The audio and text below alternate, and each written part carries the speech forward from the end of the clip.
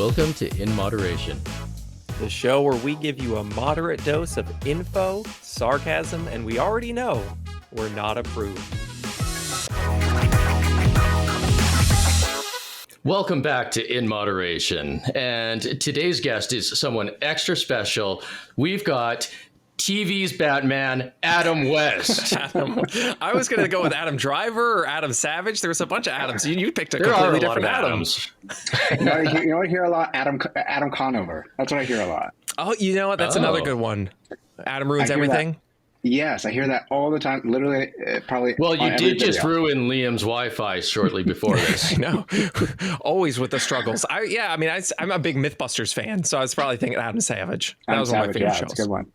I'm the least popular Adam of all those. So sorry. That is your profile. The least popular Adam on the internet. Oh, that would be so good.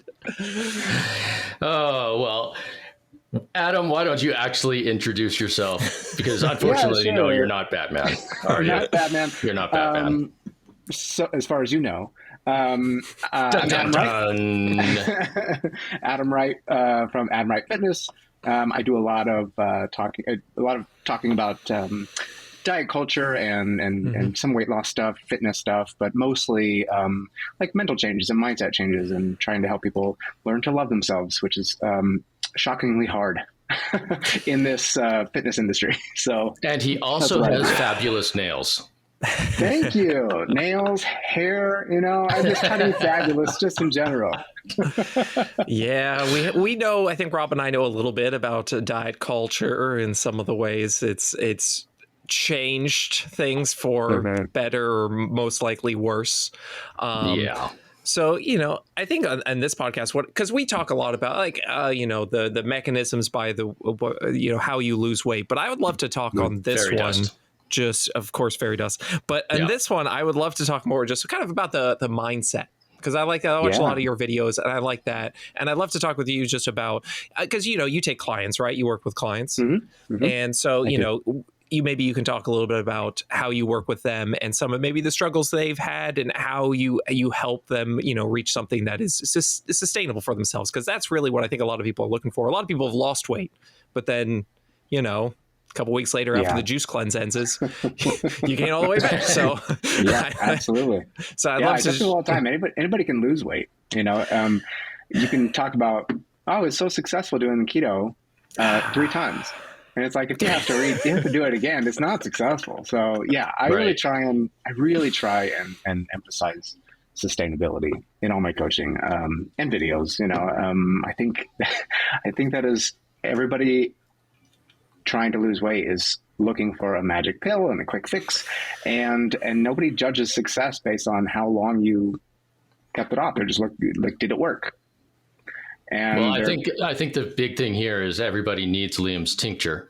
The tinctures, but you do make the most money off that. How much money do you make off of a sustastainable weight loss and coaching people? Exactly. A little bit. Exactly. You want them coming back. That's exactly how you make the money. Yeah. I'm really missing out. Oh, trust me. We talk every week about how much money we're missing out on helping people in sustainable ways. It's lame, but it's our lot in life. So, those stupid integrity. Yeah, integrity is a pain in the ass. But yeah, I'd love to talk just kind of about with some of the clients you've worked with, what are some of the struggles that you see kind of time and time again? Because I'm sure you see patterns arise, right? Like you kind of see with clients. What are some of the patterns you see, and some of the things that they're all kind of struggling with, maybe not doing as perfectly as they should, as they could be? You know what a big one is? And I think this is on the top of my brain because I'm literally working on a video that I'll probably film today about this very subject. I think a lot of the reasons that people want to make I think people are not making changes for the right reasons. So often it comes from a place of like hatred and self-loathing, and they're like, I hate who I am, I hate how I look, I hate how I feel. And it's sort of like the carrot and the stick, like what's driving you really? Is it the carrot? Like, are you encouraged? Like, I really want to improve the way that I feel because I love myself. And I think that this is going to show my body, it's a form of respect and care. Or is it just because like I hate who I am and I want to make this person disappear? I'm trying to run away from who I am, and who I am doesn't have value. It doesn't have worthiness. So that person needs to go. And I think you're not really going to see a whole lot of lasting change until you can learn to be led by the carrot. I'm ready to change because I deserve that. I'm worthy of it. And because carrots are great. And yeah, so nutritious. And what's interesting about that immediately made me think of is when I listen to other podcasts or videos, they kind of, that people will talk about that, but they'll somehow turn it into this positive thing, or they'll try to, where they'll say like, okay, I was fat, I was this, I was that. And then I hated myself. And that drove me to lose weight. And look at me now. And everyone's like, yeah, so I should hate myself enough to do this. And so like, maybe some podcasts, maybe like, the Joe Rogan podcast, stuff like that, where, it's where I've really seen that. You're like, I hated it, so I needed to change. And it's like, well, I guess that is a reason to want to change. But I think a much more sustainable reason would be, why do you want to lose weight? I mean, maybe I just want to feel better. I want to do it for my family. I feel like that's something I hear often from people. It's like, I want to be around for my children, my grandchildren. I think that's, I feel like, right, that's more of a reason that's kind of sustainable and keep you at it. Absolutely. Yeah, I always tell, here's the thing. I think people, don't think about their why enough. I hear a lot like, I would just want to lose weight. I'm like, okay, for what? You want to look jacked for the summer? Okay, why? Why is that important to you? Let's dig a little bit deeper. It comes down to that self-hatred thing. But I think that really doing it for the right reasons is so important. And that's why I really focus a lot on the mental health aspect of it, the mindset of it, because you're not going to hate yourself to change. Some people maybe are motivated by more of a tough love thing, but in my experience, I've been doing this like 10 years. That is not a productive way of change. It just doesn't stick with most people. And I tell people all the time, like, you're not going to get a hard ass coach from me. It's not who I am. And I don't think it works. I've been in the military. I know what that's like. I'm not going to be a drill sergeant. I'm going to be like somebody who supports you and cares about you and lets you know that you're doing your best and you're doing enough. And I think that sort of a coach or even just like the self-talk is it's so much more productive and encouraging than just like shitting on yourself. I completely agree with that. Yes, you can. Liam swears all the time, but I completely agree. Like when I'm coaching myself, coaching myself. I'm not in the gym like shouting at these people, get the weight up. Oh, you suck. Get going. Like usually we're cracking jokes. We're having fun. I'm making the gym a positive place for them. And it's one of my favorite things that I say is that you can't have health in a negative environment. I'm just thinking, because I think we should acknowledge that, everybody is different. And I'm sure there are people who do get like David Goggins, for example. If you don't know who he is, if you ever want to get shouted out constantly, then go look him up. Some people really, they do enjoy it. I don't understand it. I don't get it, but I think those people do exist. So, we're not shaming you if that is what you enjoy. I talk to other people who say like, just one day I stopped eating all processed foods. Like that's how I got healthy. It's like literally nothing left. And for 10 years now, I've only been eating this. I'm like, that is an outlier. I rarely see people do that, but it does exist. Sometimes someone wakes up and just like, nope, I'm done with that. I'm only doing this for the rest of my life. But I wouldn't encourage you to try that first, I guess is the way I put it. Yeah. And the way I think about it, I can totally acknowledge, there are definitely people who are motivated by, for various reasons. I challenge that, and I just say that what can negative self-talk do for you that positive self-talk couldn't? Yeah. You know what I mean? Like, maybe you are driven by, hey, you fat piece of shit, like, get on the treadmill. You know what I mean? Maybe that's what you like. But couldn't you also benefit from, hey, you are doing an incredible job and you're working so hard And like, I'm really proud of myself for what I've been able to do. And I'm going to keep doing it because I love myself. Yeah. Do we really think that that's not going to motivate you while like, I'm not going to say the S word again, but like, just like being a jerk to yourself. I just don't think, I don't know. For me, no matter who I work with, even if they say like, yeah, I love it, I want you to be a hard ass, I'm like, that's not my style. But I mean, I totally agree. Is different, so, I completely, yeah. I mean, it makes total sense to me from a place you catch more flies with honey than vinegar. I think that's the saying, and I'm going with that. I'm going with that. So yeah, maybe, so do you have anything when you talk with clients, do you have any kind of tips for helping them kind of find what motivates them? Like writing a few things down, looking at it, like just in general? Yeah, I think, I talk about this a lot. I do some group coaching as well. In addition to my one-on-one coaching, we talk a lot about turning negative self-talk into positive self-talk. And I think one of the first things that we do is kind of like find some gratitude. And I think so often I don't want to be it's important that this is not misconstrued as like, an abusive mom telling you, be grateful for what you've got. I don't want it to seem like that, I'm so cutting this up and just specifically phrasing it just to make you look bad now. Yeah. But I think that finding some, just acknowledging, hey, you know what? My body is not exactly what I want.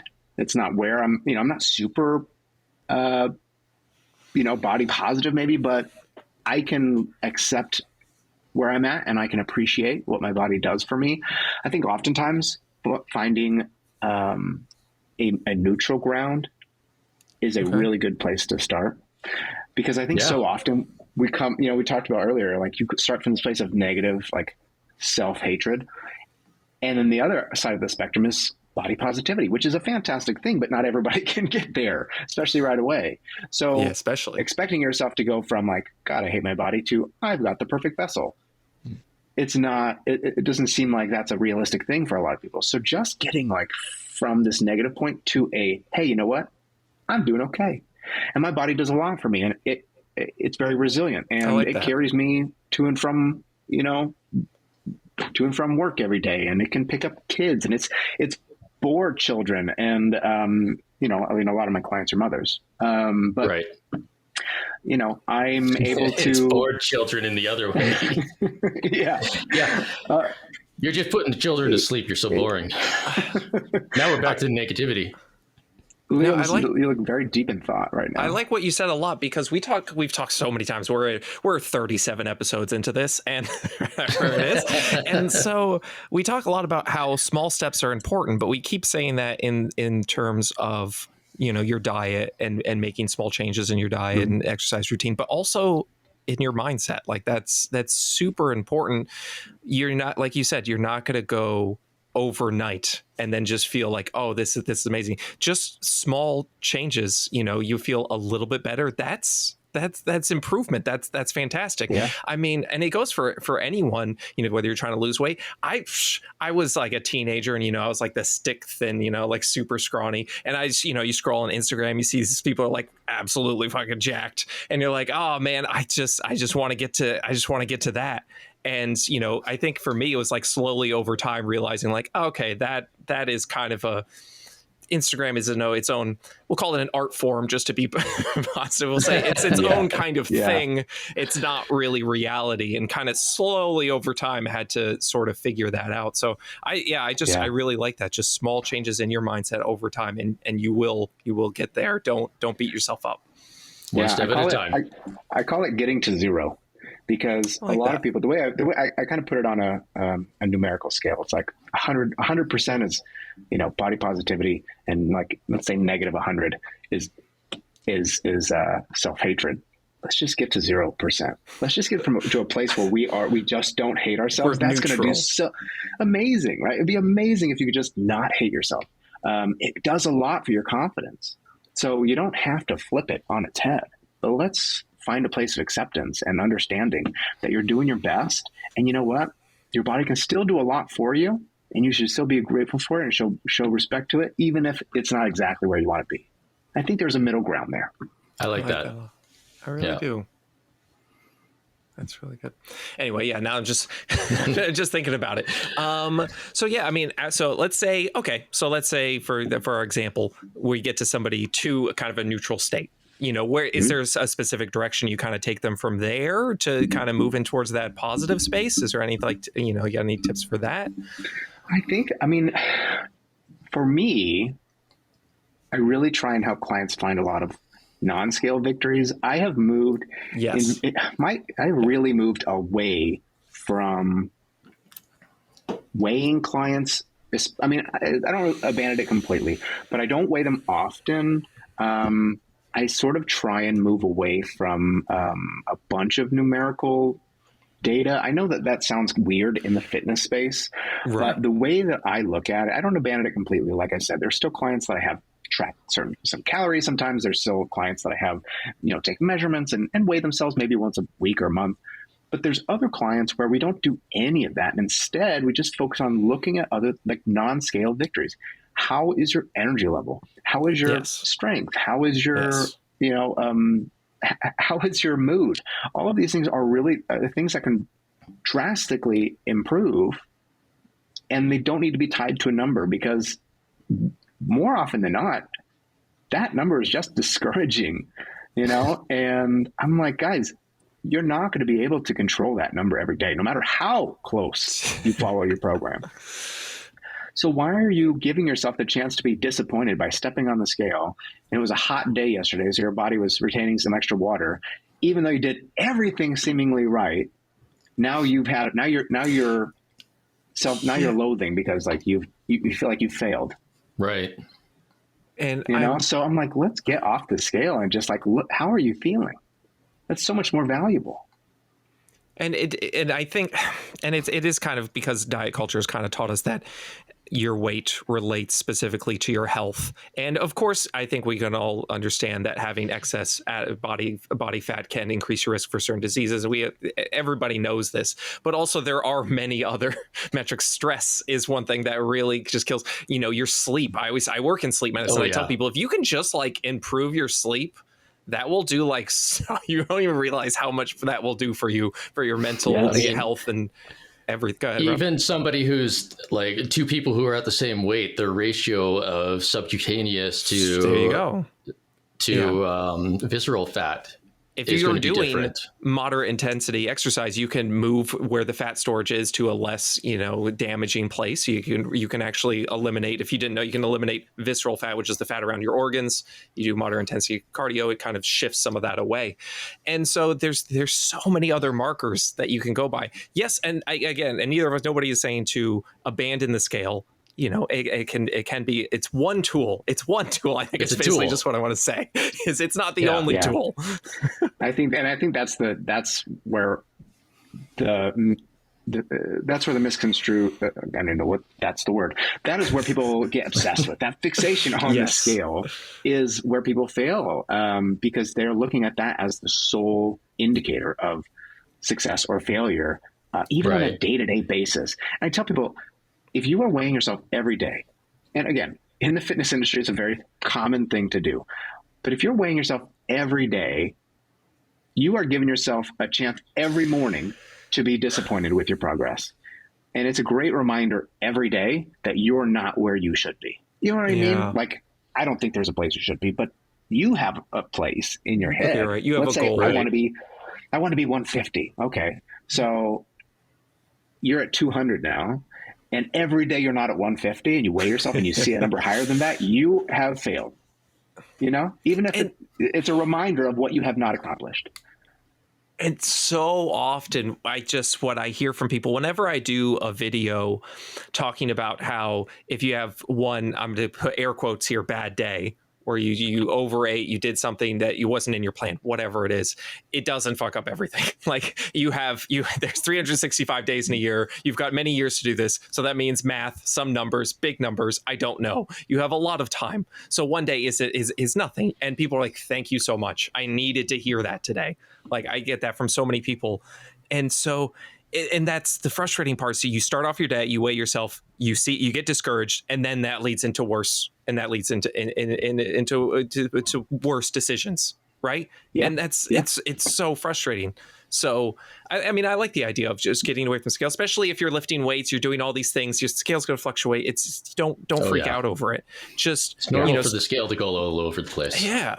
Start off with something positive. I'd love for you to start your day with whatever positive thing. Some people like meditation or whatever. I mean, do you have any like thoughts on like just kind of starting your day, starting off positive? Some sort of positive affirmation. I always start journaling for 50 minutes in the morning. No, I don't do any of this. With my lemon water to detox my body. I don't do any of that. To be honest, like I wake up and I'm like, where's my energy drink? That's what I need. Coffee? I serve with a always. Always. I really encourage people to, have a glass of water. Like, don't worry about the scale. We're going to put that away. Have a glass of water, step outside in the sunshine, get a breath of fresh air, and then go about your day. I discourage people from getting right on their phone, right on social media right away. 100% agree. That's that can, again, very much like the scale, kind of dictate. The first thing, you don't have control over what you see right then. I know. Last thing you need is to wake up and look at all these fake Instagram photos that have been photoshopped. Absolutely. Or Bobby's popping up telling you, what you're.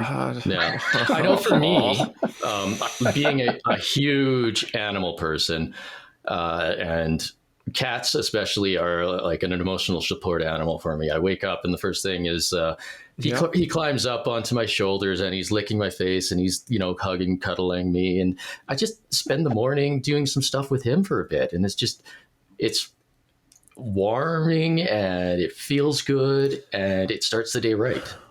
Absolutely. What I've seen from a lot that works well for a lot of people is just having a very, and when I say small, I mean like very small goal. Like, okay, you make your bed like after you wake up, just something small. So you've accomplished a thing. Is that thing minor? Is the thing small? Yeah, sure. It doesn't matter. But that is kind of to get the ball rolling into better decisions. My goal is to wake up and, like you said, I'm going to go outside. I mean, it's in Ohio here. It's a little cold, but in general, when it's a little bit better outside, you go outside. I don't think you get to say a little bit cold when you're right beside a Canadian.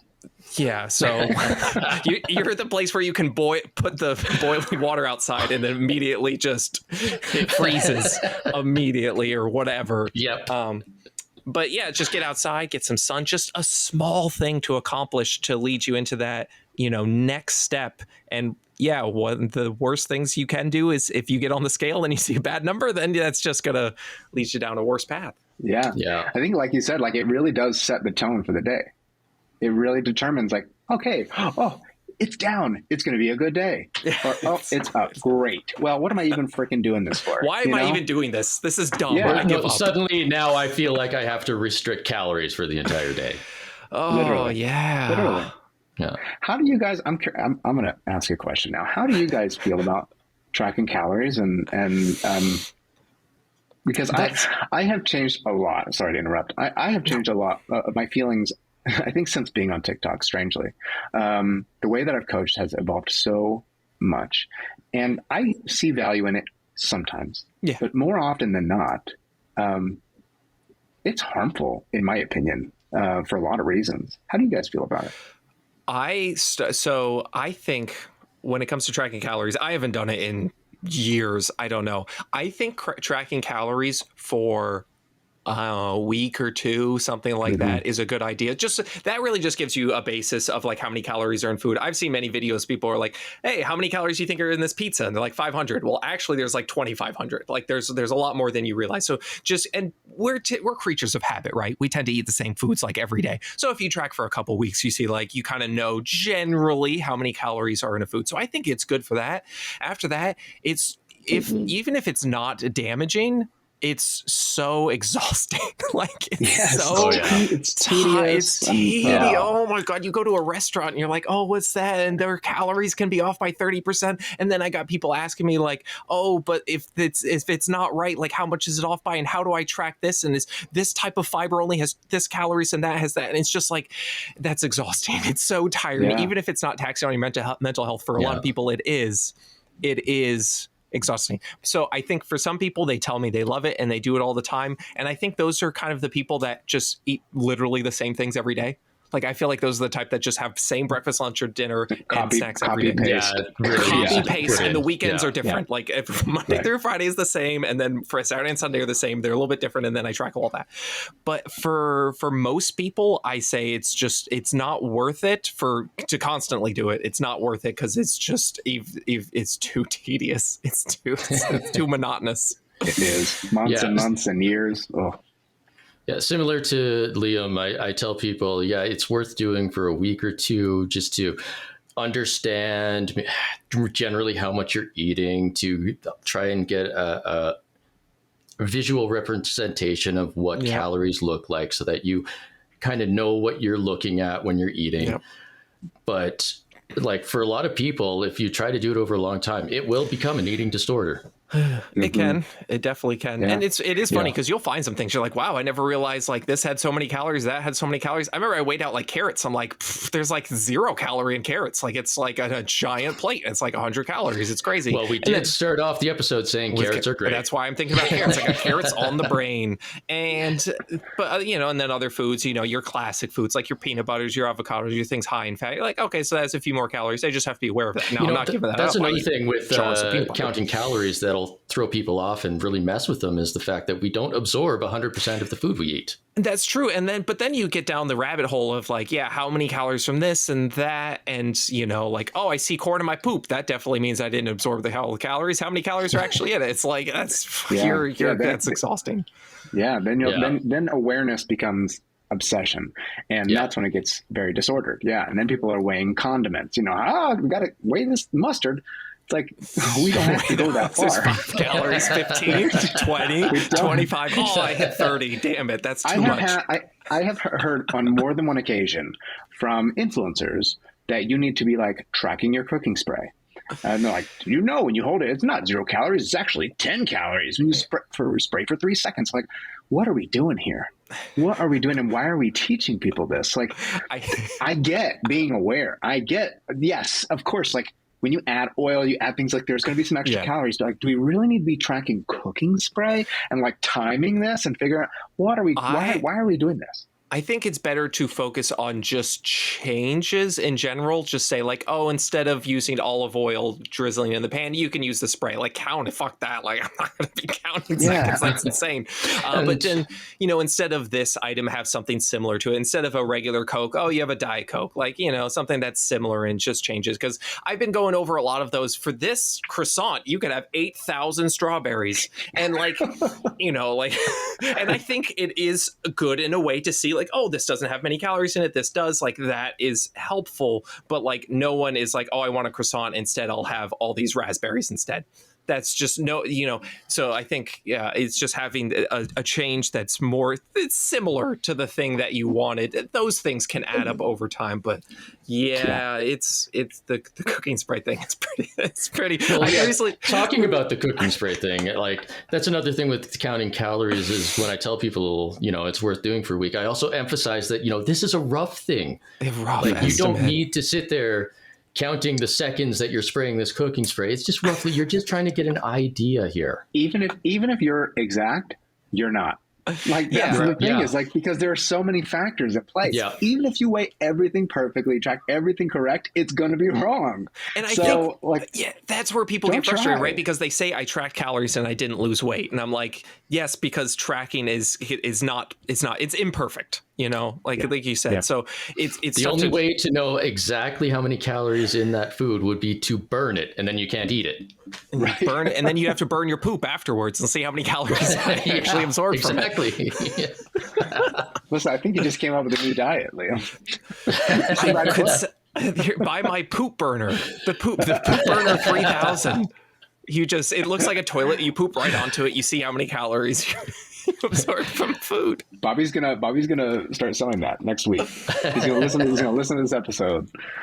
Oh God. I try and I agree. I tell clients that it's a short-term thing. If we do it at all, like I've had clients do it for a couple of months, but it's on and off, and I don't want them to be obsessed with it. There's got to be some limits. but I've shifted a lot into more intuitive eating, which is something I had never really heard about until probably, I don't know, a year ago. And learning to listen to like your body's hunger cues is such a powerful thing that people don't know how to do. And is that one of those things where if I crave chips, I'm really craving grapes? Oh yeah, no, those videos are great. It's really about learning how to, like, a lot of people, I hear this a lot. I don't feel hungry. I don't get hungry. And what I point out is that, well, do you get tired halfway through the day? Do you get irritable? Do you get brain fog? Do you get nauseous? Do you get lethargic? All of these are hunger cues. It's not just a rumbling in your tummy. Right. And people don't understand. They don't realize that. I remember I probably didn't realize that too. I find myself yawning halfway through the day with a client, and she would kind of like joke at me like, "Am I boring you?" I didn't realize until later that was a hunger cue. I probably worked through lunch and I didn't realize that, you know? And so just recognizing that can be a really powerful thing. Oh, wow, let me go ahead and address that hunger so it doesn't become even greater. And then I find myself overeating later. I find intuitive eating very interesting, and I do like the premise. I think what you hear, the pushback that you hear, and I'm sure you've heard, all of us have heard, is the classic, oh, you're just telling people to be slobs. You're just telling people because America's already obese. This is, you know, I'm like devil's advocate here. You're just telling them to continue doing what they're doing. And what, you know, intuitive eating is saying, I believe, I'm not an expert on it, is like actually people aren't really in tune with what their hunger signaling is. And, you know, and I think what you said, I love that. But I also notice is a lot of people eat until they're stuffed. Like they eat until they're so full that they couldn't eat anymore. And I say, like, I think you've gone a little too far there. You want to eat until you're no longer hungry. Like I've had a decent meal. If you overeat, like it's going to be like Thanksgiving, you know, after you have that meal and you're just like, oh God, what am I going to do the rest of I got shit to do, you know? So like finding that place, it's important. For sure. And that's one of the things that intuitive eating teaches. I think there's a fundamental misunderstanding of intuitive eating. A lot of people will retort, oh, well, if I just ate intuitively, I eat this whole bag of cookies, right? And that's not what intuitive eating is. It is about listening to your hunger cues, but also listening to your fullness cues.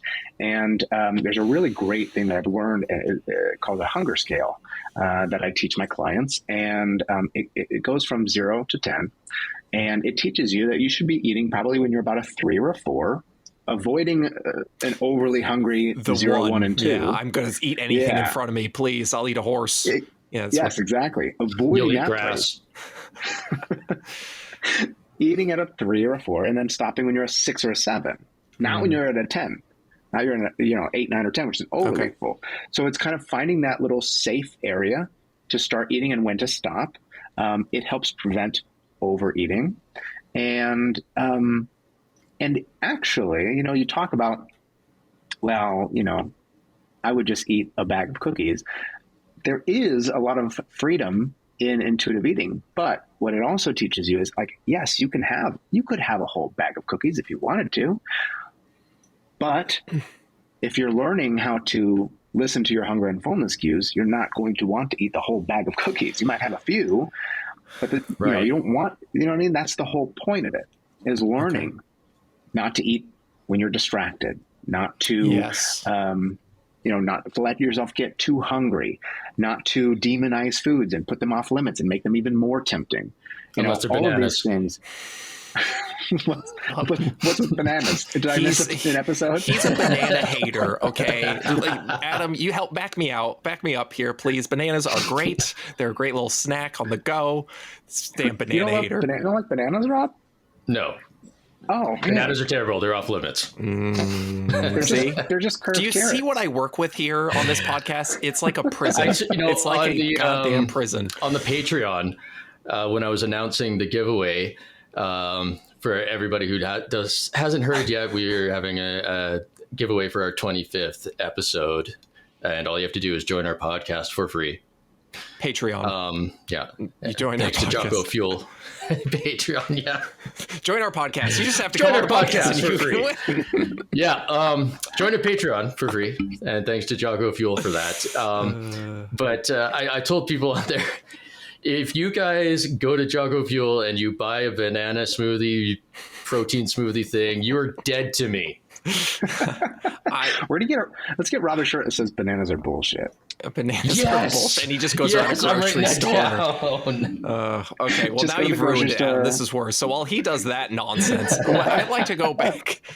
So I like this idea though. Like, so if we're looking at a hunger scale, right, and we're at like 0 to 10. So like 0 is like, or 0, 1, whatever, 1 to 10. I'm on like a desert island. I haven't eaten in months, and holy shit, I'll eat anything in front of me. And then 10 is after your Thanksgiving, when you're just like, I'm going to throw up. So when you get to like a 3, or like a 3, maybe you're getting some of like the hunger signaling and some of the rumbling, whatever. But also, like you said, there could be other things. You might be feeling a little tired, a little just out of it, that sort of thing. And when you start eating, I like what else you said. Eating while distracted, because that is something that so many people do. And I get it. We're all busy. Like, listen, everybody got stuff going on. We're all busy. But like, you go into the car with like a bag of chips or whatever it is, fast food, I'm not demonizing fast food. I love me some fast food, but like, you don't even realize, right? Like you start eating and then you get to your destination, everything's gone. And you don't even remember what happened.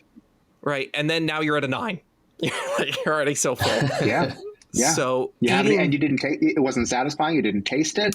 And now you want something else just to kind of like, because you're like, oh, I'm still hungry, but I'm not hungry, but I feel like I'm hungry because I didn't eat. I did eat, but I didn't feel like I ate.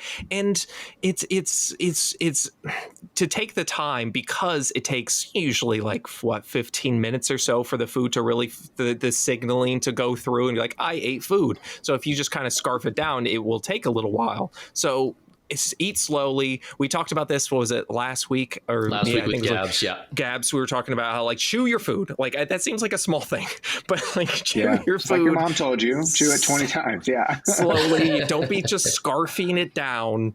And really focus on when you're not hungry anymore. Not full, not stuffed. But hey, I'm no longer hungry, so I'm gonna stop eating, and I'll eat later. When another thing I have to say is, people, especially in North America, we get that that you have to finish your plate. You grow up and you're like, your parents are like, you need to eat everything on your plate. Yep. You don't have to eat everything on your plate. It's okay. Yeah, you can put it in the fridge.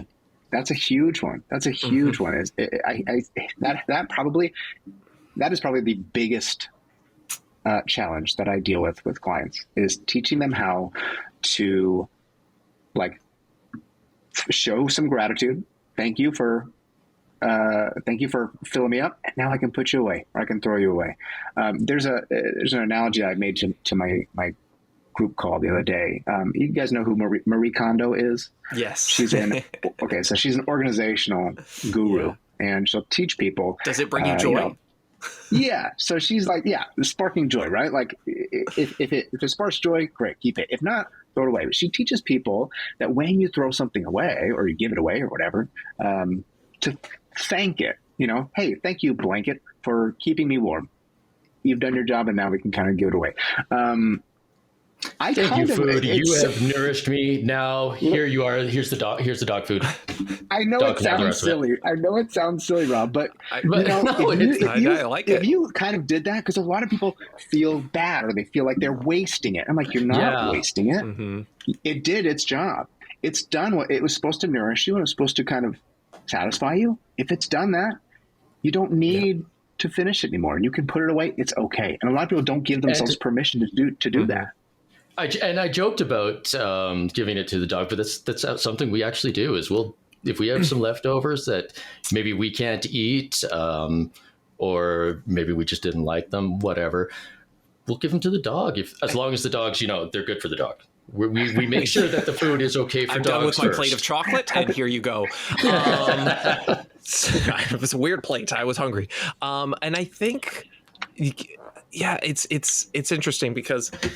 Again, like you said, we feel bad about throwing the food away, but think about the alternative. The alternative is you force yourself to eat it. Now you've done yourself a disservice, right? You're actually in a worse place than where you started. So save it for later. throw it away. It's okay to throw it away. We've always been told people are starving other places. Well, you're not starving now, okay? And it's not helping them at all, okay? And you're not sending them the plate. So they're not going to get the plate if you don't eat it. It's not, that's not how it works. So like, I understand, and I understand that mindset because we should be grateful for what we have. I totally understand, but it's okay to not, it's okay. From everybody listening, it's okay to not finish your plate. We're telling you that right now. And I like that. Like, we should be grateful what we have. Well, that's exactly what Adam's just said. Be grateful what you had. It doesn't mean you had to eat all of it. You can still be grateful for it. Yep, absolutely. So learning how to respect your body by stopping when you are comfortably full is a really big, powerful step in the right direction to prevent overeating, to prevent this like restrict and binge cycle, So it does a lot for people, just learning how to listen to their fullness. I'm just thinking about it's so funny with kind of like with diet culture. So what you'll see a lot of videos on is like, hey, here's a meal that you can eat until you're absolutely stuffed and you won't want to eat anymore and you'll lose weight. I've seen that with like the one woman that just eats all the fruit. Like I don't remember who she is, but she eats just like 32 mangoes in like one sitting or whatever, and all these things. And it's like, well, yeah, you will lose weight because you won't be able to eat anymore and you'll be so stuffed. But is that enjoyable? Is that fun? Like, I don't think so. Also, it's expensive as fuck. Volume eating is a very popular thing. I get it. On paper, makes sense, right? Like, we're just eating a lot of things. Oh, eat as much as we want, but it's low calories.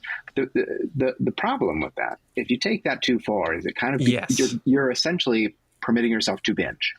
I mean, maybe on low calorie stuff, but like, you're not teaching yourself to listen to your hunger and fullness. Right. You're just eating as much as possible. Oh, this is a Halo Top in the full pint. It's only 150 calories. Yeah. And like, what are you doing? You're teaching yourself that it's okay to have whole pints of ice cream, low calorie or not. That's not a way that we should be thinking about food.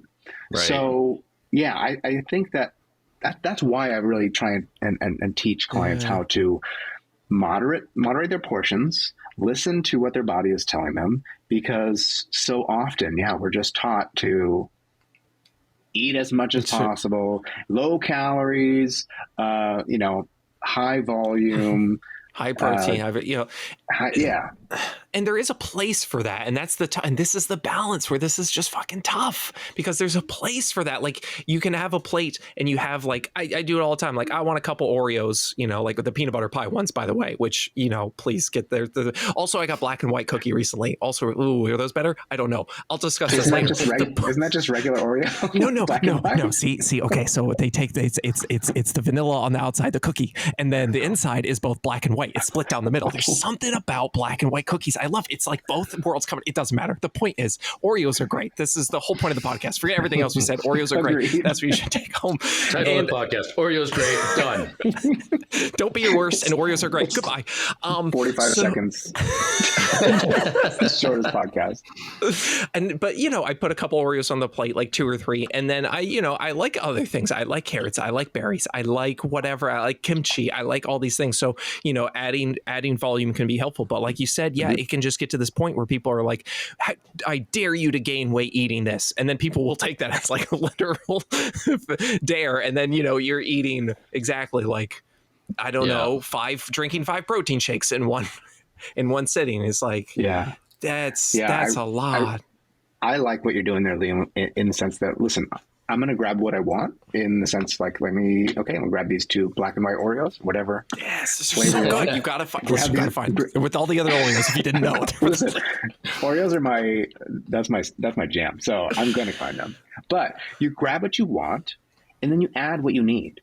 I'm going to grab these 2 Oreos, and then also I'm going to put it with some Greek yogurt and some berries so that it's more satiating. It's more satisfying. You still get what you want, but also you've set yourself up for success by adding some protein, adding some fiber, and wow, I'm satisfied until my next meal. Yeah. So adding what you want and having what you need to balance that out and set yourself up for success, I think is a great way to go about making your meals, even if it's just a snack.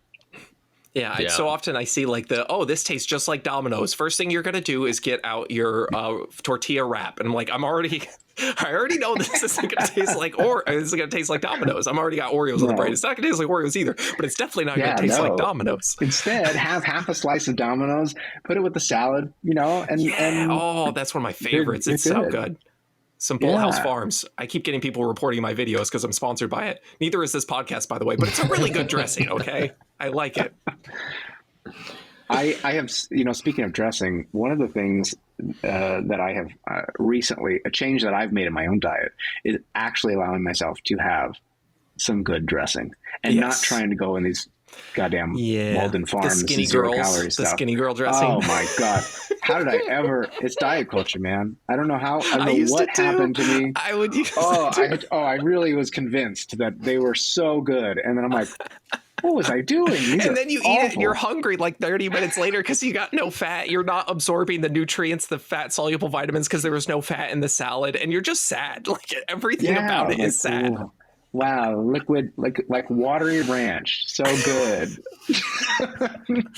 This is mustard, vinegar, and water. Yay. It's delicious. So I find myself some really good dressing and that's where it's at. So, and then you can really enjoy your salad and it's not miserable. That's Adam's tip for the day. Hot Get yourself a good dressing. Don't have a miserable salad. Dressing so that you can actually enjoy your salad. Oh, I love it. But you know what I'd like to rewind to quickly is going all the way back to talking about people's why. And you said like the example of somebody saying maybe they want to have a better body for the beach. And that's not a why, that's what you want. Why do you want that? Mm-hmm. That's a good point. One of the things that I was taught when I first became a trainer is to get to someone's why. And oftentimes you should ask yourself that question 5 times. Why? I want to go to the beach. Okay, why? Well, because I want to have a 6-pack. Okay, why? Well, I've always been self-conscious about my stomach. Why? Well, so pretend you have a 3-year-old in your house. That's basically what literally. Why? It's such a good way to actually discover. Until you can't answer that question anymore, then you really haven't uncovered anything. And go ahead. I'm wondering, kind of like, because you've worked with a lot of clients over the years. So do you have kind of a few ideas in mind for like things you've seen from people who were able to change their life in a sustainable way? It might not be weight loss, it might be something else, but just things in common between them that you see are like, okay, the people that do this generally they're able to stick to their plan longer, and it just works. I don't know. I'm just asking, are there things you see that work generally that you see a common theme? Why? That makes sense. Why? I would say some of the characteristics of people that stick with it are people who are they have a good driving force, a good motivation. They have a reason. I think having a good support system is also helpful. Boy, this is a really good question. I would say that having an affinity to like go at this with an open mind is a good way to go about it. Being able to change your mind if you're not stuck in your ways, right? Yeah, because I mean, the hardest part is unlearning a lot of what we've been taught. And like it's decades sometimes of I've been told this and I learned this and this is how I've done it. And so a willingness to say, I'm going to put this behind me and I'm going to try it your way, Adam, or I'm going to like adopt this new mindset. I think that can be a really positive thing. And probably most of all, I would say an ability to focus on the process instead of just the results. The end goal. Yeah. Yeah. Because enjoy the journey. Yeah. I mean, to be honest, like that's why I really focus on helping people improve their relationship with food, their relationship with exercise, because so often you just hate what you're doing. I hate what I'm eating. I can never have what I want. I hate exercising. It's not fun for me. And then well, what the hell? How long do you think you're going to be able to last that way? You know, so when you can have true like joy in eating and the experience in eating and feel like, hey, I have control and I can eat what I want, but also I don't feel out of control. And then also I can go to the gym, or I can go walk, or I can go skateboard, or I can go ice skate, or whatever physical activity you like to do. Hockey. You do that. You like playing hockey? Great. Play hockey. I mean, you have to in Canada. It's real. Yeah, citizenship test. Yeah. But if you like it, you're going to do it more often.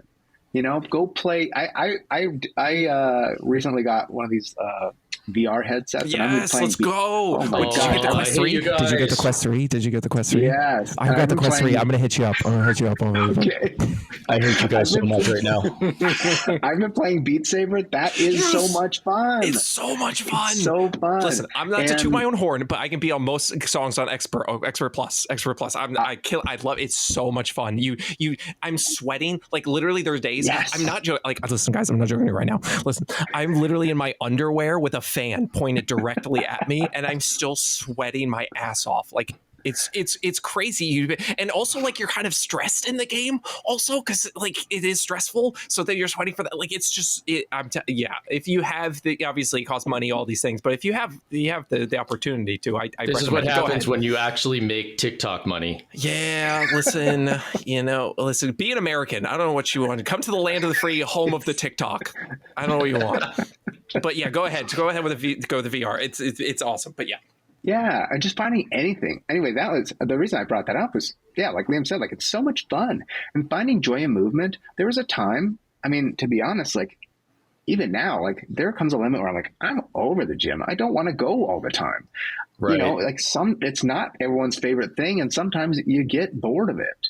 So finding another way to find joy in movement is so important. It's so valuable. And then enjoying, having some joy around food too, and not have it being an enemy it will change your life. It was insane to me when Papa Swolio was attacking Cozy Cardio. The Cozy Cardio. It's such a great way for people to find joy in movement. Absolutely. Oh my God. Yeah, that was infuriating because that's brilliant. Cozy Cardio is brilliant. I wish I'd have thought of it, to be honest. It's such a great way to get people moving and enjoy movement. You're talking about just like you're demonizing walking. Yeah, really? So for anybody because people might not have heard of it, Hope came up with it. I'm sure we'll get her on the podcast at some point. But basically, in her own home, she has her like protein coffee. She has comfy clothes on. She'll do like either a walking pad or like and watch her favorite show or show that she wants to, something like that. Just that's the whole idea. Is it's supposed to be comfortable. It's supposed to be inviting. It's supposed to be warm. It's supposed to be enjoyable at the end of the day. Yeah. Yeah, it's a beautiful way to get moving and to encourage activity, and to just shut that down for what for your masculinity. It's for views. It's rage bait is what it is at the end of the day, and it sucks. But like it does get people angry, and getting angry on the internet is what drives the algorithm, all that stuff. What I really hate is just that the people who attack those people who might not want to sit at the gym for 3 hours, they feel validated when some influencer posts that. Yeah, absolutely. Yeah, that's pretty nice. But I love what you said, though. Like, I mean, enjoying the journey and at the same time being able to change your mind. Like, I think that's so in all aspects of life. Like, that's important. I think that's, great leaders throughout history. I'm a weird history buff. I'm like an old man in like a 32-year-old body. I don't know. It doesn't make sense. But I love history. And that's something you see as a common theme is people actually able to change their mind and accept new ideas based on information at hand. That's something we've said about what makes a great influencer or influencers that actually have your health and your interest in mind is that they're open to changing things and hearing different points. So if you've been taught something your whole life, I know unlearning that can be difficult, but man, if you can just enjoy the journey and go, oh, you know what, that's not working. I've been told it's supposed to work, but you know what? It ain't. So I'm not going to do it. And I'm going to try something else, and maybe that'll work. I think and it's okay that it's not working for me. It's just something that doesn't work for me. Maybe I respond to something else. That's okay. Absolutely. Everybody's different. You have to find what works for you. Yep. I remember I did a video there was going over like the bowl situation where like you have to eat off small plates, and there was a creator that she was like, I like to eat out of a massive giant bowl, and people on the internet lost their goddamn mind. They were so angry at her, like, no, that's not how it works, you idiot. You're supposed to eat off small plates, dummy. Like she got to the point where she turned the comments off in her video because people were just being just really angry, and I'm just like, you know what? I understand that you've kind of been told that this is the thing that works, but for that person, it doesn't work, and the opposite works, and that's great. Like, that's fine. It's fine. That's what you get. That's what you get when you have an opinion on the internet. Why are you so angry? Why it's the littlest things they make people so angry? Yeah. Tell me about it. Actually, it's not the littlest thing, Liam. Actually, I want to tell you you're wrong. Little things like the color of my nails. Oh God! I get comments on that. Mad? Oh my God! Oh, I bet. I mean, I painted one nail and I got so many comments. Did you really? Yeah. I hear it all the time. Oh man! Somebody just told me that I had my hair up in a bun, in a man bun. Somebody told me they couldn't take me seriously, and I lost all credibility because they called it a harder daddy handle. They said, cut the harder daddy handle. And then it took me a minute. I had to figure out, they're talking about my hair. I was like, what a weird thing to be upset about. Right? How does that impact my credibility? I don't understand. Oh, man.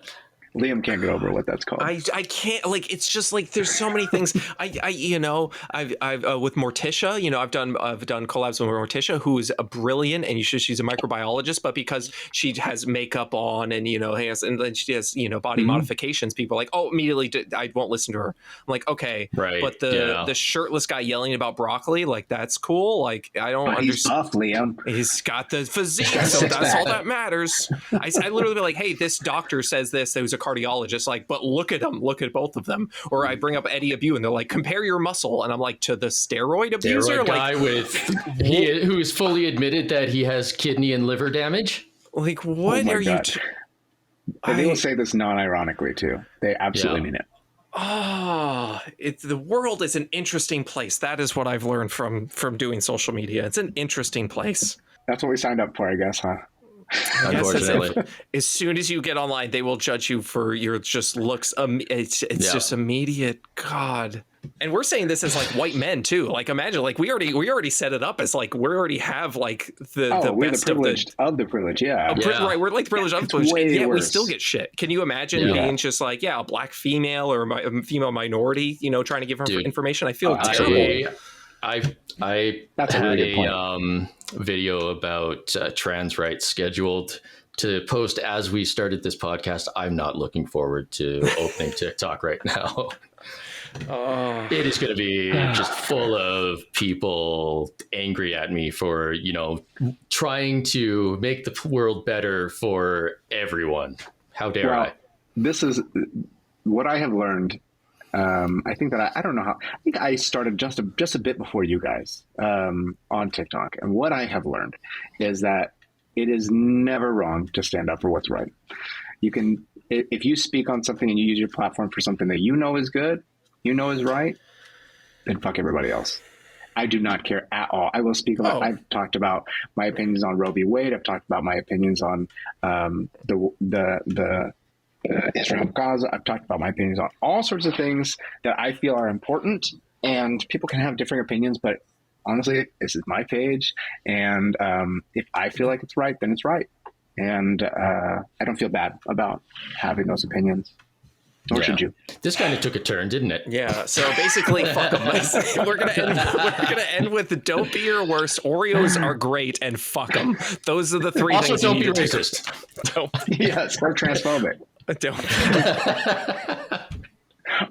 Are we the good guys? Are we the demonstration of it's okay to give some men microphones?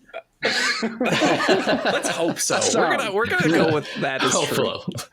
I don't know. Sometimes it's pretty dangerous to give Liam a microphone. He didn't actually go into like a 10-minute rant this one. You were so calming. I think it's because Adam was so calming. No, well, there's that, but also I've been keeping my daughter awake in the next room over, apparently with my yelling. That my wife, while I was recording last week's episode, sent me a link to Amazon for sound muffling things that I can put on the wall because I'm screaming so much. So I'm gonna try and be a little less crazy. Just a little hint from the wife. Just, that's all. But yeah, good old Amanda. Thank you for coming on. I mean, I think we've been chatting for around an hour now. I don't know. Time flies. When you're talking about an hour, yeah. Thanks for having me. So please, give us, like where people find you, where you make your content, your ats, your things, your bobs. Yeah, you can find me at Adam Wright Fitness on TikTok, Instagram, YouTube. That's where I'm always at. So you'll find me there. Same handle, every platform. And what's your favorite Oreo? Time, same bad place. What's your favorite Oreo before you go? Oh, my favorite is... I have an answer for this. This is a tough one. You're going to make a lot of people mad no matter what you say, so just be prepared. You got to stand up for what's right. That's social media for you. No matter what you say, you're going to piss people off. I'm going to go with the classic, not the double stuff, just the classic. The regular Oreo, just the original OG Oreo. Yeah, I think you can't go wrong. It's a safe choice. I guess it is. It's probably going to piss the least number of people off, so it's probably good to go.